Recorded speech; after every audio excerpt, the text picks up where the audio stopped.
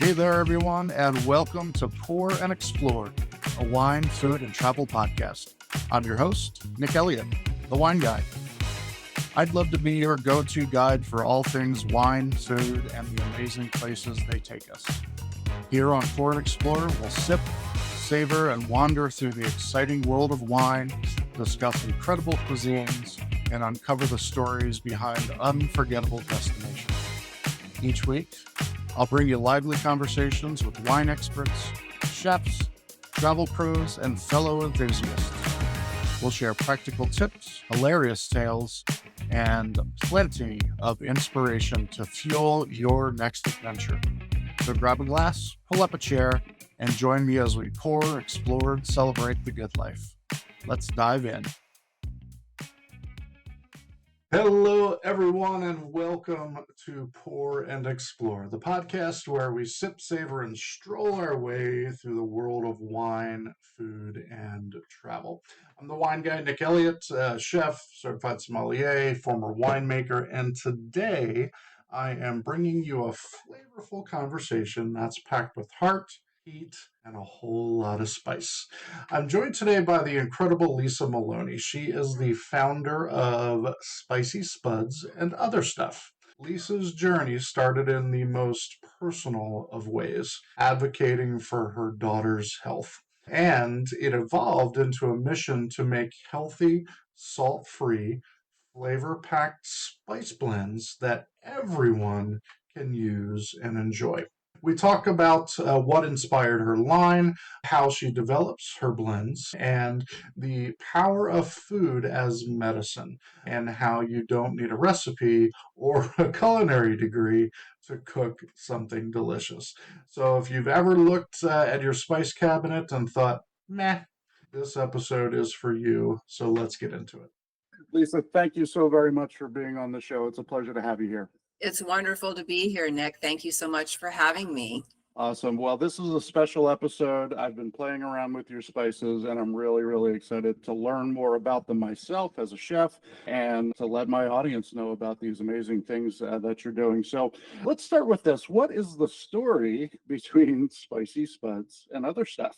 Well, there definitely is a story. It really starts with my youngest daughter, Morgan, when she was born over 30 years ago, because I was actually a returning college student at the time, and I thought I wanted to become a psychologist. And that's what I was, starting to get my general education out of the way. She was born with a really rare congenital disorder that only 55 people in the world had at the time that she was born. It's called congenital selective glucose and galactose malabsorption. She was seriously ill, and doctors just did not know what was wrong with her. And so it's a very rare metabolic disorder. So we, as a family, just started looking around. Luckily, she was born in Southern California because there was a lot of really good hospitals in the area. And we were going to all of those hospitals trying to find answers for our daughter. And as it turns out, it really changed the trajectory of my entire life, because not only did I pivot and, get into nutrition and food science, but it was just a long, hard battle just to save her life and to be able to see her thrive. The first 5.5 months of her life, Nick, she was in and out of the hospital 115 days. Oh, my goodness. Yeah, it was pretty crazy. And she had what's called a central line. That was really the only way that she could eat. So she wasn't really taking anything by mouth. They were kind of bypassing that until they figured out what was wrong with her. And then she was able to graduate onto a fructose-based, soy-based formula after that she was able to tolerate. After going to UCLA and Children's Hospital of Orange County, we determined that she really needed to be on more of like a keto style diet. To this day, that's basically how she has to live her life. And lo and behold, even though it was such a really rare thing, there was a doctor at UCLA that was finishing up medical school and everything. And he's got his, he's an MD at this point. Mm-hmm. This is probably like 8 years ago, because I kept loosely in touch with UCLA all these years. And so they reached out to me to say, look, we've got some grant money to study GGM. It's called congenital selective glucose and galactose malabsorption, but it's such a mouthful that they have an acronym called GGM. Yeah. And they said that we're going to be doing a study and we would like you to be a part of it, because of your background and the fact that you've raised a daughter that's had GGM or that has GGM. And we would like your daughter to be one of our test subjects. So as it turned out, at like 25 and a half years old at the time, she was the oldest person. So they were thrilled to have her because a lot of the people that were participating, and it was a very small study, they were mostly like really young kids. We actually got it published. And so my name is actually on a white paper with UCLA. So that's my claim to fame, as they Love say. that. But before that, or actually I should say after that, after I got my nutrition degree and everything from Chapman University, and I went on to go into the K through 12 industry. And that's really where I started focusing on my spices, because back in 2010, when the Obamas came into office, they made a lot of dramatic changes to the K through 12 industry, to the meal pattern, one of which was significantly reducing the sodium that was in all the meals that we were feeding the kids. But I thought, we don't want to serve them food that tastes like cardboard. We serve food that's flavorful and healthy and, with robust flavors to go with them. So I just started putting my thinking cap on and I thought, well, this is what the problem is. And, I want to find an answer to that. So my answer to that was Spicy Spuds and Other Stuff custom spice blends. And I wanted to create something that, is very healthy. So they're sodium free, they're allergen free, they're gluten free, they are vegan, MSG free, they're sustainable, and they're also kosher. But they are very packed with flavor. Yes, they are. Oh, well, thank you. And I wanted to create flavor profiles that were going to be applicable for almost any kind of food that you want to put them with. Yep. I didn't want it to just be like a steak seasoning, or this is for popcorn, or this, you know what I mean, for like individual foods. I wanted my flavors to be as universal as possible. And I also wanted them to be applicable for everyday users, and then also for the commercial industry, such as yours, and then also for retail. Yeah. So that's kind of the brainchild, behind everything that I did. And then from there, I really started creating a lot of recipes. I don't know if you've been out on my website or not, but I do have about 50 recipes that I created myself. Those are not stock photos. Those are Lisa Maloney photos. And those are things that I've worked on and, tried to perfect over the years. And then I also use professional software that a lot of people in the nutrition industry use to determine like the fat, the calories, the protein, the sodium per serving. So that way the consumer knows that. But since then, in talking with a lot of my customers, they tell me that I really like you. I really like your spices. I'm really glad I bought them, but I still don't feel comfortable enough in the kitchen to actually utilize a recipe. So I've gotten it down to what I consider to be a science, meaning that they can just shake my spices on just like you would salt and pepper. Right. Or you can make it really easy. And to give you a really quick example, when it comes to either tangy garlic onion, smoky barbecue, and chipotle spice, you could take basically any piece of meat, poultry, fish, beans, and have one or two tofu, like vegan dishes out there. And you can basically just coat the piece of meat with oil and then put any of those spices on there or any combination thereof, because a lot of people will use tangy garlic onion with the smoky barbecue or tangy garlic onion and the chipotle spice because they dovetail quite nicely. And then you could either put it in the air fryer, the barbecue, the oven, whatever cooking method that you prefer. And you're really not even using a recipe. You're just whipping it up. And I do a lot of that myself too. Yeah, absolutely. You can take, any piece of protein, whether it's chicken or beef or pork or fish, and just add a little bit of your spice to it. Let it marinate for, maybe an hour, something like that, with a little oil, as you mentioned. I always like to, put a little acid in my marinade with my spice as well to help it absorb into the protein a little bit. And that protein, once it's cooked, you can put that on anything, make a sandwich out of it, serve it with rice and a salad or whatever it's going to be. You do not need to be chef tell to to cook with this stuff. So I think it's very, very cool. And it really is delicious. I've been playing around with it for the last couple of months since we first met, and I'm really excited about the possibilities in my kitchen as a chef. It's really, really nice. And the fact that it's so clean too, and not overly salty, because that is, of course, a big thing with the store-bought spices is they're just loaded with salt, especially if it says salt, on the label. I've really noticed that a lot too. There's a lot more additives and a lot more salt in the spices, other spices than I realize. But that's not to say I'm not here to try to demonize salt or tell people not to use it.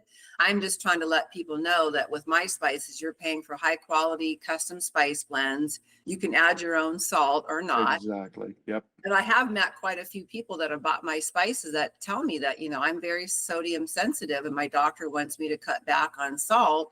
So these spices are ideal for me. I would be amiss if I didn't mention this. I just learned this recently and I was really, really dumbfounded. It was an article from the Environmental Protection Agency. Mm-hmm. I didn't realize that most of the salt that's like the Morton salt and stuff like that, they're mining it out of the ocean. And I didn't know that. Even being in the food industry, I was like, oh, okay. And so even after they're treating it at high temperature, Nick, and then bleaching it and all that and deodorizing it and everything, guess what's still left inside of that salt? Microplastics. Yeah. And as we all know, unfortunately, and I'm sad and sorry to say it, that the ocean has become a dumping ground for microplastics. Yep. And so we're ingesting those. And I thought, you know what? All the more reason, that I'm grateful that I don't have salt in my spices. So people can have like a higher quality salt and not have to use like the Morton salt and things of that nature.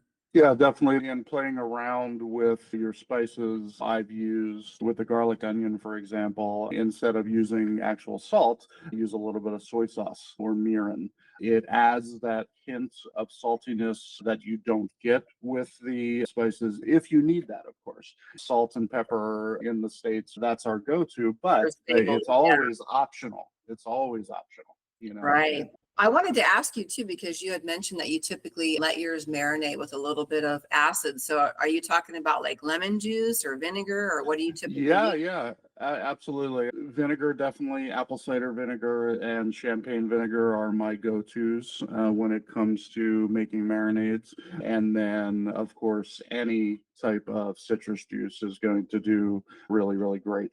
Depending on what you're making. If you're going with the garlic onion, I would definitely use lemon juice. That would just be my preference, depending on what it is. The recipe that I'm going to talk about in just a minute with the chipotle, I use lime juice because it's more of a Mexican flair, so acid always helps break down the proteins. So it's always a great idea to add a little bit of acid to your marinade if you're making a homemade marinade, of course. Right. Now, one of my recipes, I don't know if you saw this one, but I do have a really good chipotle potato salad recipe out there. And that one has lime juice in it. And then I also have a salad dressing that I make with mayonnaise and ketchup. And then you break the emulsion a little bit with lime juice. And I think I have like cream or milk or something like that. And then the chipotle, and it's really nice. Fantastic. Well, we're going to talk about potato salad in just a few minutes, but I do want to talk about this amazing spice right here. This is the first one that I tried. This is the chipotle spice, and oh my goodness, it is delicious. Give us a couple of quick bullet points about the chipotle spice before we shoot over to the cooking demo on our first recipe. Okay, great. I'd love to do that. Well, chipotle spice is definitely my spice that has the most kick to it, if you will. But it's not overly spicy, only because I balance it out with a little bit of sugar. So it has like all the different peppers and everything in there to give it that robust flavor. But I don't want it to just be all hot on somebody's palate or on their tongue. So I purposely balance it out with a little bit of sugar to help mellow it out a little bit. But it's a very versatile spice, and it's good, as I had mentioned, like a dry rub, and I've used it on poultry, on fish, beef, and pork. And then, like I said, usually what I'll do for something really quick and easy is just putting the oil on there and then just coating whatever piece of meat you have and the chipotle. And the same goes for vegetables and potatoes too. My favorite way to eat vegetables is to roast them. And it can be so easy. Same thing. You just take, carrots, potatoes, zucchini, whatever the case may be, cauliflower, cut them up in pieces, or you can even buy them already cut up in pieces. I usually use olive oil, and then I, roll it in the chipotle and then just roast it in the oven. But again, you could cook it any way that you want. I mean, you could boil them, you could boil, bake, air fry, barbecue, whatever the case may be. Aiolis would be great with them too. And then chipotle spice, like already finished products, Nick, such as like ketchup. You could add chipotle spice to ketchup, a nice kick. And they're also really good, hence the name Spicy Spuds and Other Stuff. I started all my experiments on French fries, actually. I was thinking about the schools and everything, but, my spices are fantastic on French fries. And that would be the tangy garlic onion and the chipotle and the smoky barbecue. They're fantastic. So you can either bake them or fry them. And then even afterwards, you can sprinkle them on there. And it just gives them an elevated look, an elevated flavor. It's like if you're in a restaurant or something, you typically don't get that. You just get like French fries and then ketchup on the side. With mine, it just, gives it like a whole new flavor, a whole new look, and just takes it to a whole new level. Yeah, starting with a clean slate like a potato or a French fry, definitely a great way to really enjoy the spice. So the recipe that I created for the chipotle is smoky lime shrimp skewers. So mixing the lime juice and your chipotle seasoning with a little bit of olive oil and putting those shrimps on skewers, roasting them on the barbecue. Absolutely fantastic. So we're going to shoot over and show everyone this amazing video right now, and we'll be right back. I want to show you how easy it is to do a marinade with this amazing chipotle spice from Spicy Spuds and Other Stuff. I took a little shrimp. We're going to marinate them in extra virgin olive oil and a little bit of lime juice. We're going to throw them on a skewer, toss them on the grill, and they're going to come out so beautifully and golden brown. Oh man, this is so good. Pops of flavor in every space. I decided I'm going to make a little taco tonight with these. You can throw them on a salad, whatever you'd like to do. Let's do some fresh corn tortillas. We're going to add a little beautiful cilantro, fresh cilantro on top of this, some sliced jalapenos, and oh my, one of my favorite hot sauces in the world, Zab's as well. You can do just about anything with these shrimp. So Spicy Spuds, enjoy. All right, fantastic. I hope everyone enjoyed that little demo right there. I'm getting hungry just thinking about it. I'm ready to go out. I'm coming over. Absolutely. Let's talk a little bit about the mission of Spicy Spuds and Other Stuff. For someone who's never tried your blends, overall, how would you describe the experience?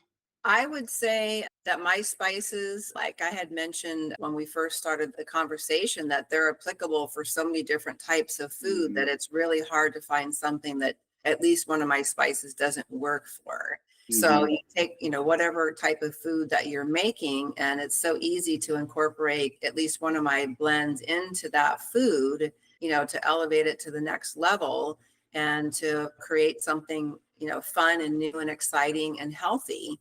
100%. I completely agree with you, and I've been following along, with all of the great things that this can do, and I've experienced it firsthand, in my own kitchen. So I think there's a lot of great stuff out there, and some great experimentation, that you can do with these things. When I think about salt-free cooking, before I met you.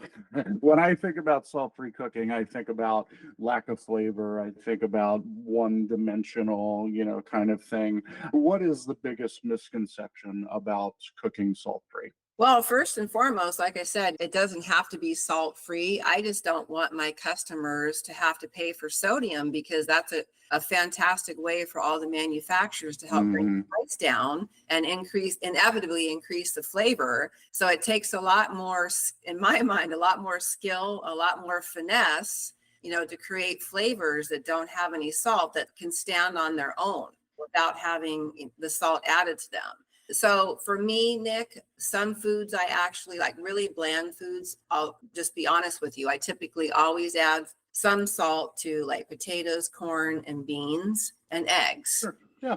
Those four things I typically always do. But, some of the meats and the vegetables and some of the other things that I do, I taste it and it's like, I don't even really need salt. So it just depends on the actual food itself. But for people that are salt, sodium or not, it's ideal. And then you can just add your own salt. And I would advise people to not use the Morton salt. I would definitely, invest in, like, just to give you some ideas, I use Colima sea salt, and then I use gray salt, and some of the other more, I don't want to say exotic salts, but something that's not typically mined out of the ocean, so that way you don't have to worry about the microplastics and things of that nature. So absolutely. Yeah, I mean, if someone's going to take the step to buy your spices that are, clean, GMO-free, salt-free, and so on, I would think those same people would go out and source a better salt option for themselves in their kitchen. So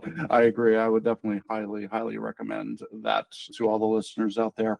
Which of your blends do you wind up reaching for the most in your own kitchen? Other people have asked me that question too, and I kind of switch it up. Sometimes I'll be like, I'm on a spice, or I'm on a smoky barbecue kick, or I'm on a dessert spice kick, or something like that. So I just keep experimenting and trying new things, and I also love it when my customers come up with new ideas as well, because I can't think of everything, so I love it when people tell me, oh, I put dessert spice in my coffee, or oh, I coat my bacon with smoky barbecue. It's like, who knew? That's why I'm so excited to be connected to you, being a chef and everything, because I know that you're going to have ideas that I, probably wouldn't have dreamed of in a lifetime. So, I love all the, the things that you're coming up with. So thank you. Absolutely. Absolutely. No, thank you. I'm so glad we were able to meet, and I've had the pleasure of using your products in my own kitchen, and it's really been great. Speaking of smoky barbecue, that's what we're going to talk about next. The recipe that I came up with after some experimentation, I used bratwurst sausage and did something a little bit different, easy, something that you can literally throw in either your Instant Pot or in the oven. I did a barbecue bean and sausage casserole. Super, super easy. It takes about 10 minutes to put together, using your spice, sticking it in the oven, and cooking it off. I was absolutely surprised how delicious it came out. Tell us a little bit about the base of the smoky barbecue. Smoky barbecue was by far the most difficult spice for me to, I don't want to say perfect, because, perfect is kind of a dangerous word. But my goal for smoky barbecue was to create like a barbecue potato chip flavor. That's what I was really trying to do. And again, there is a lot of overlap, as far as the applications go, like with Chipotle. So, it's going to be good for fish and poultry, beef and pork, but of course also beans. I mean, like barbecue beans and things of that nature. And then of course, potatoes and vegetables. And then also you can add it to ketchup as well. And then you can add the barbecue flavor to it. And then of course, sprinkling it on French fries or something like that too, because it definitely gives it that, red, robust color and flavor, and just, helps to elevate your food. Yeah, and to your point, that's exactly what I did. I made my barbecue base out of ketchup and your spice, and that was the base of the beans, like a baked bean type flavor, but definitely up-leveled, a whole lot with the addition of the bratwurst sausage. Super, super, again, easy meal to make. With the smoky barbecue, you got to check this out. We're going to shoot over to the demo recipe right now, and we'll come back in just a minute. All right, we're going to start this recipe off with some great ingredients from some of my favorite places, like Imperfect Foods, Trader Joe's, of course, this beautiful seasoning from Spicy Spuds and Other Stuff. We're going to start with some onions, chop that up, large dice. Let's chop up that sausage again, large dice, and we're going to get these things sauteing up on the stove. Get those onions nice and golden brown with a little extra virgin olive oil. Go ahead and reduce those down. Get your sausage in there, get a nice caramelization on those onions and that sausage. Give them a good stir and get those nice and beautiful brown. Next thing you do, we're going to add our Spicy Spuds and Other Stuff barbecue seasoning and get that flavor going in there. Again, get everything nice and caramelized. Now, while these onions and sausages are reducing down, we're going to get some beautiful caramelization color and amazing depth of flavor in here. Now we're going to add our beans. We're going to use some Great Northern beans. That's typically what we put into baked beans. And of course, I'm going to add some of my favorite black beans into this recipe as well. And again, using the liquid from the cans, we're going to start reducing that down. And what's going to happen is we're going to get this real thick, rich sauce. I'm just going to add a tiny splash of barbecue sauce in there. Of course, maple syrup for just a little bit of sweetness. And we have to counteract that sweetness with a little bit of apple cider vinegar. We're going to keep on reducing these down and bake at 225. And at 225, this is going to be nice and low and slow for a good 3 hours. We're going to cook this down until we start to reduce that liquid. Things are getting thick and rich and delicious. And this is what we come up with. Beautiful, hearty stew made with beans and sausage, some caramelized onions, and I decided that I wanted to add little veggies to this, so I sauteed up some spinach. We're going to add that right on the top, and we're going to finish this dish with a little shredded cheddar cheese, and voila, folks, Spicy Spuds and Other Stuff barbecue seasoning, absolutely delicious. Well, I hope your mouth is watering as much as mine is after watching that one. That was a really fun, easy recipe to whip up. Again, you can do that in 10 minutes at the beginning of your day. Stick it in the crock pot is a great way to go about it, or put it in the oven when you get home from work. It'll be done in about 45 minutes. Really delicious recipe. So I'm glad that I was able to try that one out. You know, for someone who's trying to eat healthier, and this is an overall question beyond your spices. For someone who's trying to eat healthier without sacrificing flavor, where should they start? I used to have a nutrition consulting business after I graduated from college, and a customer of mine actually asked me, will you please help me go shopping at the grocery store, because I want to do better, but I don't know how to do that. And so that actually started a thing, where I would actually meet somebody at wherever they normally shop, whether it's Smith's or Trader Joe's or this or that. And I would take them on a little shopping journey and just point out things, along the way. But in general, Nick, I would have to say, when you're at the grocery store, you want to go to the outer perimeter of the store, because that's where you're going to find more of the whole foods. And there are conveniences that I take advantage of myself. And one of those would be like lettuce that's already cut up in the bag in the modified atmosphere packaging, vegetables that are already cut up. So if you don't want to cut them up yourself, you can definitely already do that, or even some of the fruits. So you just take those home, and then you just, like I said, put the oil on them, and then whatever spice that you want, and then just whatever cooking method, tickles your fancy. And then it's just so easy to prepare, because you don't want to tell people to do something that's going to be a lot more difficult for them. You want it to be easy for them. And one thing I've learned, especially from going to some of these chain restaurants and stuff, I'm so glad that they have this information out there. They'll have like the fat, the calories, the sodium. And I'm just sitting there thinking, do I really want to eat this? Because that's like more than the amount of calories and fat and sugar and salt you should be having in a whole day that's in one plate of food. Oh, yeah. So you have to make it applicable and feasible and easy for people, or they're just not going to do it. So I really do try to listen to what people tell me and the struggles that they're having, and to have the answers for them at a very reasonable price and easy to place an order, reasonably priced, very flavorful, and very applicable, easy ways of using my spices that you don't have to be a chef. And no, I'm not trying to criticize you in any way, because I love chefs and what they come up with. But like I said, my spices are versatile enough that they can be for everyday users, all the way to, the professionals such as chefs that are working in restaurants and hotels and catering companies and even food trucks and things of that nature too.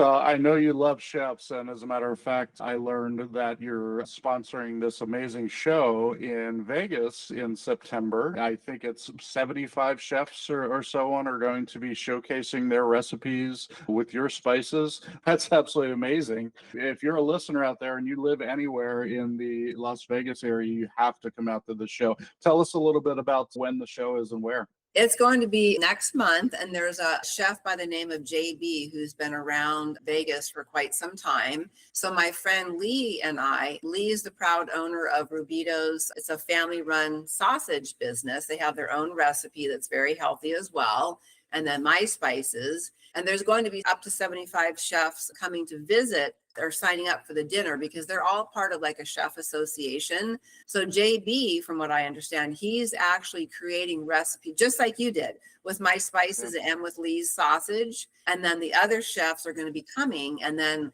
Lee and I, we're the ones sponsoring it. So we're going to get up and talk about ourselves and our products. And then everybody's going to enjoy the dinner and, try out different foods and everything that contain our products. So yeah, I'm really looking forward to it. Like we talked to him probably at least a month or two ago. So in fact, I need to check in with him on that too. So thank you for reminding me because this is a big deal. So of course. So yeah, it's a super big deal, and I wish I could make it out there. I know. I invited you. You're doing something really big too. You're going to be filming that show in Colorado. I will be on a TV show. Yes, I don't know much about when that's going to come out, but I'm happy to be a part of it.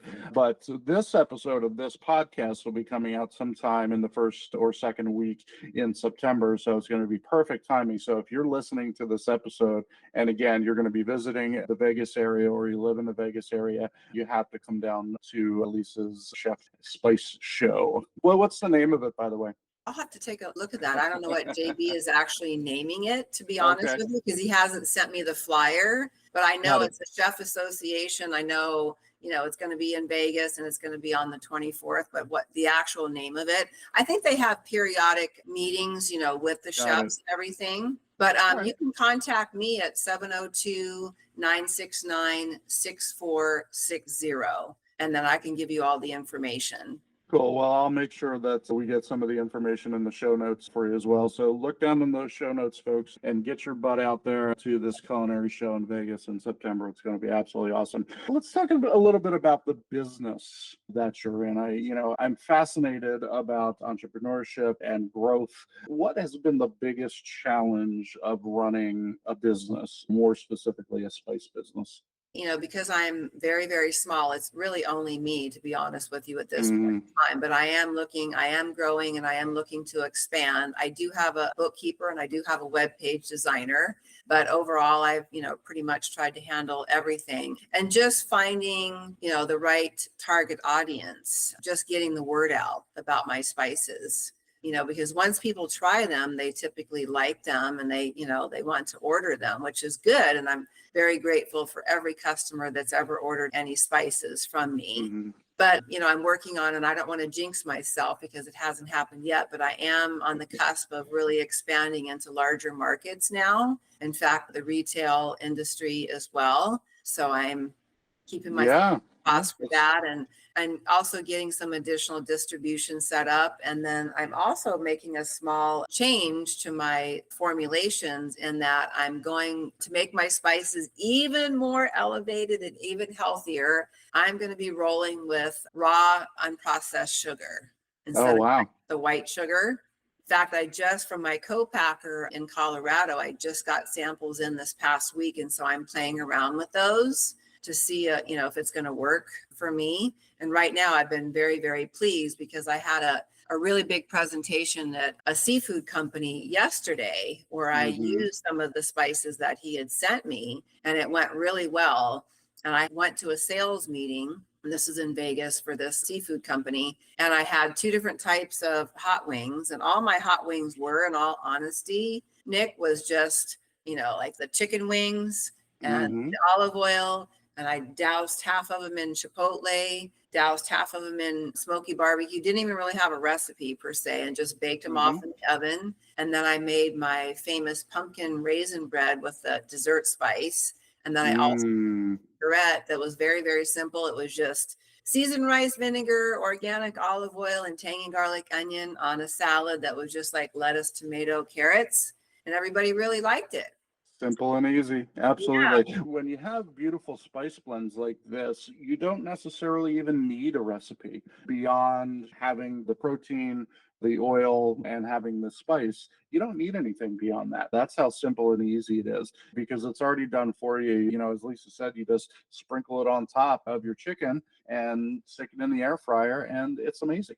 You know, you don't need anything else about that. And if you're a chef such as yourself, Nick, I think they dovetail quite nicely with so many other spices too. So it's not like you're making a Spicy Spuds meal. It's still a Nick Elliott meal. You know what I'm saying? So I think that there's been a little bit of reservation there on the part of professionals that, you know, I know that chefs have their reputations and they, you know, have signature dishes that they want to make. I'm here to enhance what you're already doing.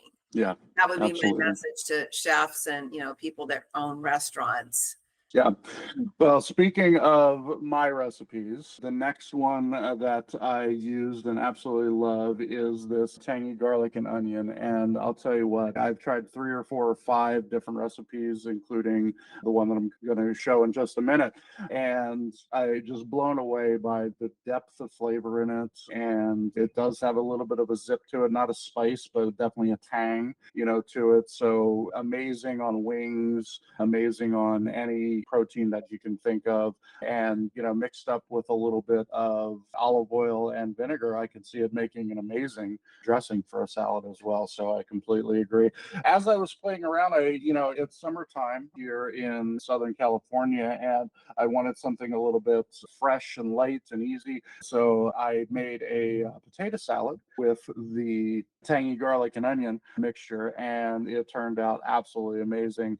I chopped up some fresh herbs and tossed it in there, just little creamer potatoes, some onion and your spice, and some mayonnaise and a little bit of vinegar. And again, it's such an easy recipe to put together. You're going to love it. So we're going to shoot over to that and show you how to make that, and we'll be back in just a minute.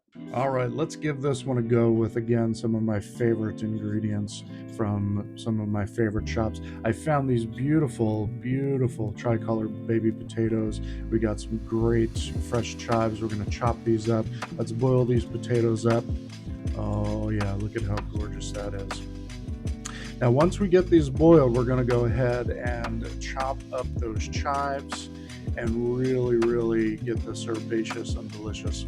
Oh yeah, look at that. Little Kewpie mayo, that's my go-to mayonnaise, and apple cider vinegar from Odds and Ends. Really good stuff. We're going to take that Kewpie mayonnaise, we're going to blend that together with a little bit of, together with some of that great tangy garlic onion spice from Lisa's Spicy Spuds and Other Stuff. Let's throw some bacon bits in there for a little added texture and a little smokiness, and we'll throw a little bit of that apple cider vinegar in there. Salt and pepper to taste, and we'll whisk this up really good. Make sure that all of the ingredients are combined, and we're going to throw this in the fridge for just a little bit to get it chilled and get it a little set up. Now, next thing we're going to do is add those chives inside and mix them up, get that all incorporated, beautiful, and then we will start adding in our potatoes. Can't have potato salad without potatoes, folks, so we'll get that going. And look how gorgeous this is. Beautiful colors. Great summer mix. Take this to your next picnic. You're absolutely going to love it. Don't forget to head over to Spicy Spuds and Other Stuff to pick up your favorite spice blends.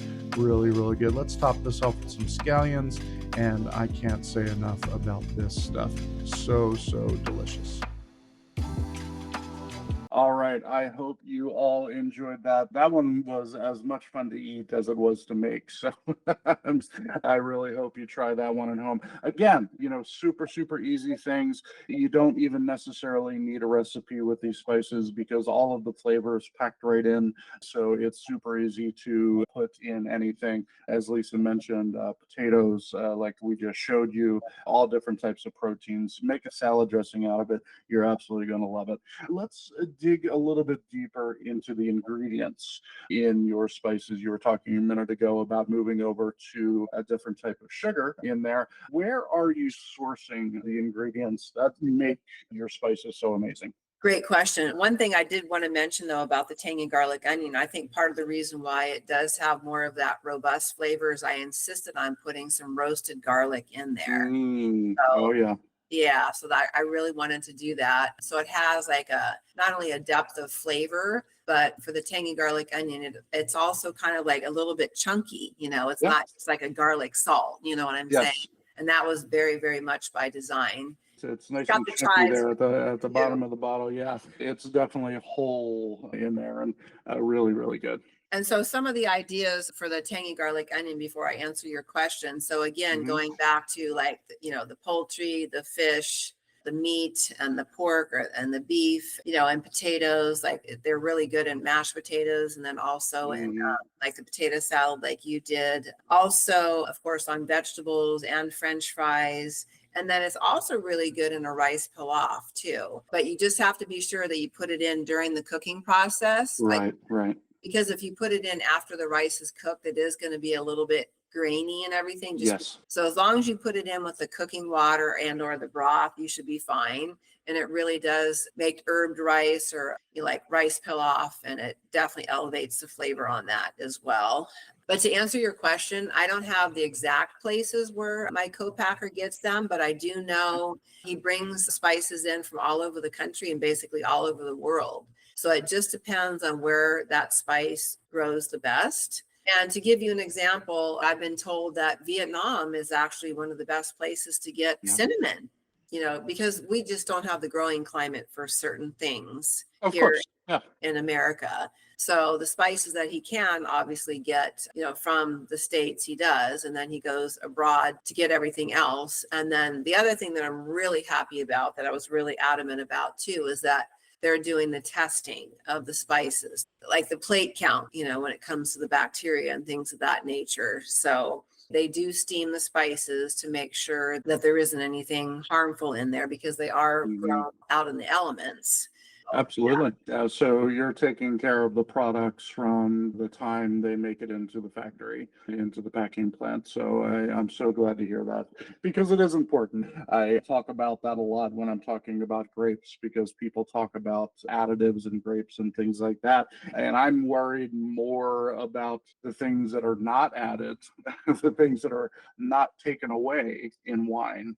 Give me an example of what you mean. Well, what I mean is when the grapes come in from the vineyard, 9 times out of 10, they're not washed. So whatever is in that vineyard is going to be on those grapes and then is going to wind up in the wine. Wow. So that is I did not why. know that. And I've been to winemaking facilities before too. I guess I wasn't asking all the right questions. Well, and don't get me wrong, it's not necessarily a bad thing that doesn't happen because the fermentation process will kill all of the bacteria and things like that during the fermentation process. But you are still left with allergens, pollen, spores, and things like that. So you just never know what's going to wind up in the final production of your wine, Wow. which is why sustainable, biodynamic, organic wine growing has become so prevalent in the last 10 to 15, 20 years because people are actually starting to care what's in their food. So I like to make that known about wine, and I try to buy responsibly as well when I'm buying wine. When it comes to wine, do you trust wines that are made like in Europe more than you trust wines that are made in the US, or is it half a dozen of one, six of another? I don't know if trust is the right word. I prefer and people are going to hang me for for saying this out loud as a I hope Californian. I didn't bring up a bad question No, here. no, no, not at all. Not at all. I'm happy to answer it. I drink a lot of imported wine, France, Spain, Italy, and so on, because they do tend to carry a lot less additives, allergens, things like that in them. Because of the GMOs and also because of the pesticides too. Yeah, there's a kind of a secret in the wine business. There is, of course, organic and sustainable growing, and there are organic and sustainable certifications that you can get, and that are all verified and audited here and there, throughout your time. But 99% of the wineries and vineyards in the States and beyond grow that way anyway. You mean the way that they do in Europe? Exactly, grow organically anyway. And the only time that they'll introduce pesticides into the vineyards is when they're having a problem that an organic compound cannot get rid of. So knowing that that's kind of industry standard. Well, that is good to know, and that's reassuring. Yeah. So are they just not certifying their wines as organic just because it would be so costly to do so? That's exactly right. Yeah, the cost to get certified as organic is pretty exorbitant, and it's not worth it, especially for the smaller growers, because they're going to be presenting their products anyway, in most cases, to the clientele, so they can say, I'm the person who grows this wine. I can tell you that there are no pesticides in this bottle. So that's the way it works in the industry. I was considering at one point, going all organic too, but I was told it would cost me like $10,000 per spice to do that. And that's just for me, one of the little guys, it's prohibitive for me. And then after talking with my co-packer in Colorado, he said, Lisa, and looking at the organic spices that come in versus the ones that you're getting, the quality is higher for what you're getting, which really kind of surprised me too. And I thought, okay, I'm just going to keep on doing what I'm doing. And, I have every other certification or qualification, other than organic. So I'm okay with that. You're eliminating so much with the other processes that your spices are going to be better than anything that you can buy in the store, period. That's what it boils down to. All right, we are going to go to our last recipe here in just a minute, but I need to talk a little bit about this awesomely delicious dessert spice that you've put together. I've got a fun recipe coming up next, but tell us a little bit about how you came up with the dessert spice.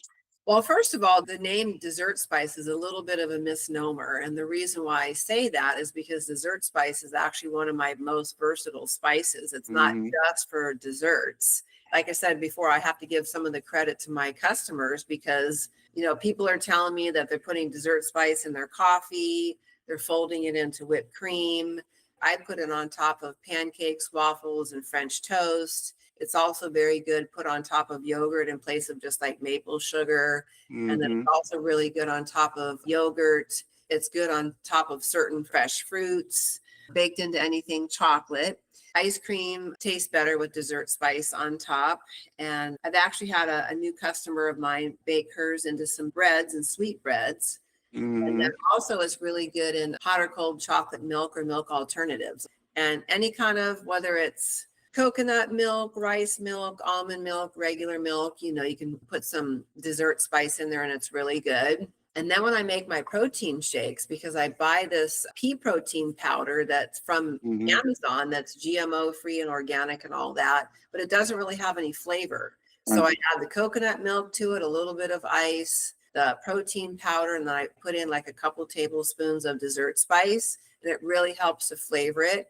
And it's a really minimal amount of sugar. In fact, it's a great way of reducing your sugar and your carbs because if you have 1 teaspoon of sugar, Nick, in comparison to a teaspoon of dessert spice, a teaspoon of sugar is going to yield about 15 calories and 4.5 to 5 carbs, whereas 1 teaspoon of dessert spice is going to yield 2 calories and 2 carbs. Wow. Then there's also healthier things in there too, like cocoa powder, cinnamon, nutmeg, and allspice. So it's a very good all-around spice. It's not just great for desserts. I also wanted to mention that putting on pork dessert spice is actually good for that too. So you can do the oil, and then you could do like a pork roast or something like that. Let's get everyone over to your YouTube channel. You have a YouTube channel. I'll make sure that it's down in the show notes as well. And they can see all of the cool recipes that you've created and all of the presentations that you've done, including some of the great things that you've done with the dessert spice. But let's talk about the recipe that I came up with for just a second. Another fun one. I decided to do a little play on nachos, where I did a cinnamon swirl dessert nachos with this spice. And it's basically flour tortillas, deep fried in your kitchen. You sprinkle a little bit of the dessert spice on it. And I was playing around with using the apple pie mix out of the can to kind of give it a little bit of extra sweetness on top. But cinnamon swirl nachos with this awesome dessert spice from Spicy Spuds and Other Things. Check out this recipe here, and we'll be back in just a minute. All right, now it's time to have fun with this dessert spice. It's got flavors of cinnamon, a little nutmeg, some cocoa, really, really good. We're going to start off with those corn tortillas, and we're going to get those deep fried on the stove, or maybe you have a fry daddy. I did not try this one with an air fryer, but you can certainly give that a go if you want to save the calories right there. But we're going to get these corn tortillas fried up nice and golden brown. You can do that right there on your stove top. A little canola oil or even avocado oil, peanut oil if you prefer. Let's get those nice and golden brown. We're going to toss those in a bowl with some of this dessert spice right on top. While the oil's a little wet so it sticks to everything, we'll give it one last coat before we go ahead and toss this in a bowl. And then I'm going to have some fun with these dessert nachos and just pop them in a little bowl. And I'm going to serve those to the family with just a little delicious chocolate sauce from Ghirardelli and some, now I'm from Philadelphia, so in Philadelphia we call them Jimmy's. You might know them as sprinkles, but they are called Jimmy's, and no one will ever tell me anything different. So please enjoy this one. I hope you enjoyed the demonstration and try this Spicy Spuds and Other Stuff dessert spice delish. All right, fantastic. Welcome back. And I'm not a big dessert person, but I would eat that 3 days a week. What did you think about that one, Lisa? Yeah, that was a fantastic idea. And again, it was simple and very luscious and, beautiful. And, thank you so much for your creativity and innovation. I truly appreciate it. Of course, of course. All right, we're going to wrap things up today with our rapid fire round, our lightning round for you. So a bunch of quick questions coming at you. Just give me the first thing that pops off your head. This is Lisa Maloney, everyone, the founder of Spicy Spuds, and she's just doing amazing things. I can't wait to get this in your kitchen. But right now, let's do a lightning round. Breakfast, sweet or savory, Lisa? It depends on what mood I'm in. I could go either way. I have a lot of protein things for breakfast, so I would say probably savory, like eggs and, and sausage and maybe some hash browns, that kind of thing. Yep. Protein's definitely important at the beginning of the day. Your favorite comfort food. Tell us what your favorite comfort food is. That's a good question. I'm such a foodie. It's hard to narrow it down. It really is. I mean, I like so many different types of food, but the types of food that I'm kind of into right now, I would say I like Cuban food. And then, but I really like Indian food too, and Thai food. so all of the above. We'll just say all of the above. Yeah. You know what? Maybe Greek food would have to be at the top of the list, like kofta and like Greek salad, and baba ganoush and things of that nature. Yes. So I like that kind of stuff. Love that. Tell us who your dream dinner guest would be, living or past. I would say my future husband. I like that. What's his name? Oh, I don't want to say. Okay. All right. Good enough. Well, we'll keep him incognito. All right. And lastly, what is the first dish you ever learned to cook? Gosh, that would be going all the way back to when I was about 10 or 11 years old. And I've been cooking for quite some time. And I think it had apples in it, like some kind of an apple, like an apple cake. Because I got this cookbook for Christmas for kids. And I remember going through it. And I think it was like a little apple cake. that I Okay. make. Yes. All right. I That's bet what that would have been it- delicious with your dessert. Yes, with the spice in it. desserts, yes.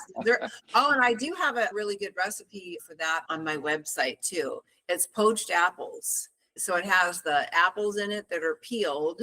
And I just use that, that crank that you can use to peel apples. Sure. Yep. Do it, by hand. And then I also put some raisins in there, and then the dessert spice and the water. And then I just cooked it all down. And it's really good. And you can even use that as a sauce if you wanted to thick it up, or you could use it as like a light dessert. Absolutely. You Well, would it add sounds a dollop of delicious. whipped cream on there too. Ooh, I and love mix a whipped little cream. bit of the spice in there too. Most Yeah. definitely. Well, Lisa, I can't thank you enough for being on the show today. I really, really appreciate it. I'm loving everything that you're doing. I'm so glad that we were able to meet, and For thank you for sure. being on Pour and Explore. That's how I feel about you as well, Nick. Thank you so much for this opportunity, and it's been wonderful getting to know you as well. All right, fantastic. All right, everyone, we'll catch you on the other side. Wow, how inspiring is Lisa Maloney? I love what she's doing with Spicy Spuds and Other Stuff. She's doing spices, making spices that are clean, flavorful, and super easy to use. Whether you're a home cook or a professional chef, you got to go try these things out. You're going to find all of her information down there in the show notes. So if you want to support a passionate small business owner who's changing the way we think about salt and spice, make sure to check out Lisa's products and recipes. Again, you'll find it down in the show notes. And it's going to include her YouTube channel, some upcoming events. Hey, if you're in the Vegas area, don't forget to check out this awesome show that she's going to be doing there in Vegas towards the end of September. So please take a peek at that. And of course, you'll be able to get a hold of Lisa directly through social media as well.